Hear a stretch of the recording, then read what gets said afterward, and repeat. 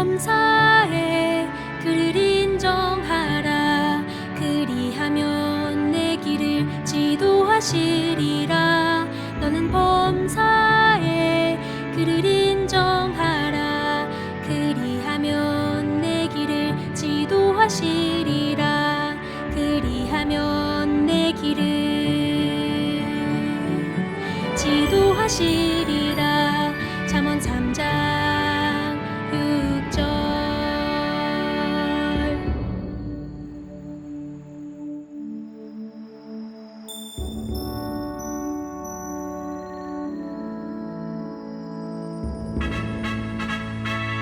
너는 범사에 그를 인정하라. 그리하면 내 길을 지도하시리라. 너는 범사에 그를 인정하라. 그리하면 내 길을 지도하시리라. 그리하면 내 길을 지도하시리라. 잠언 3장 6절.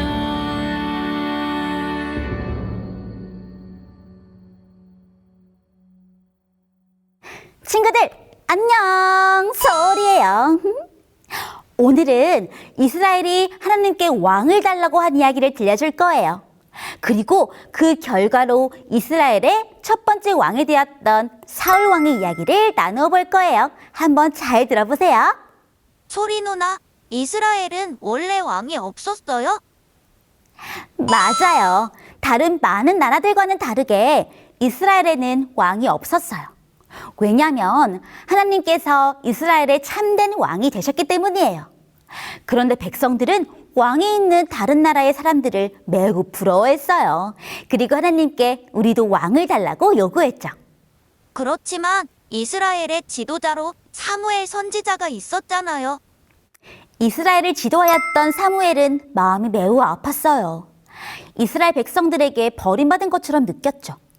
하지만 하나님께서는 사무엘에게 백성이 너를 거절한 게 아니라 나를 거절한 것이다 라고 말씀하셨어요.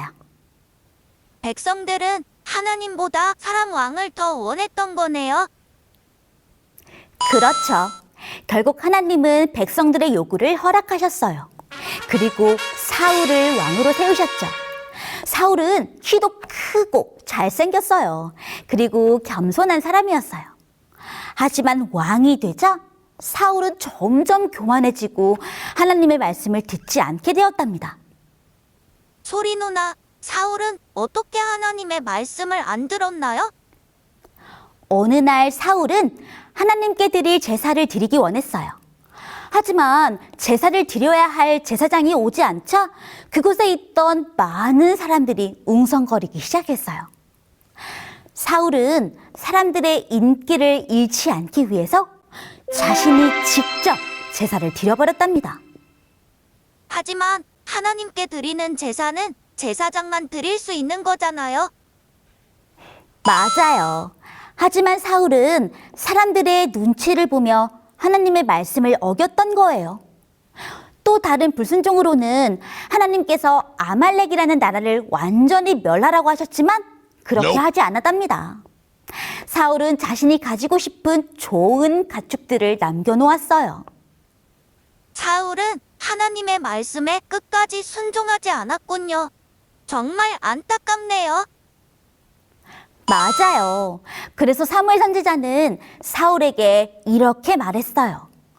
순종이 제사보다 낫다. 결국 하나님은 사울을 버리시고 새로운 왕 다윗을 준비하셨죠. 하나님은 우리의 제사나 겉모습이 아니라 순종하는 마음을 보신다는 사실을 꼭 기억해야겠어요. 맞아요. 사울은 처음에는 겸손했지만 점점 남들처럼 보이고 싶어하고 사람들의 눈치를 보며 하나님께 불순종했어요. 그것이 결국은 사울을 망하게 했답니다. 친구들, 우리도 사울처럼 사람들 앞에서 잘 보이려고 하다가 하나님의 말씀을 놓칠 때가 있어요. 하지만 하나님은 겉모습이 아니라 마음의 순정을 보시는 분이라는 사실을 꼭 기억했으면 좋겠어요. 소리 누나, 쇼비는 친구들 앞에서 멋져 보이는 것보다 하나님께 순종하기 위해 더 노력할 거예요. 시험에서 정직하게 행동하는 것, 부모님 말씀에 순종하는 것, 작은 거짓말을 하지 않는 것, 이런 순종이 모여서 하나님께 드리는 참된 예배가 된답니다. 우리 모두 사울처럼 다른 사람들을 따라가려는 것이 아니라 하나님께 순종하는 믿음의 어린이가 되기로 약속해요. 약속. 그러면 우리는 다음 시간에 다시 만나요. 안녕. 하나님 아버지, 다른 사람을 따라 겉모습에 신경 쓰기보다 우리의 온 마음을 하나님께 드리는 멋진 어린이 되게 해주세요. 예수님 이름으로 기도합니다. 아멘.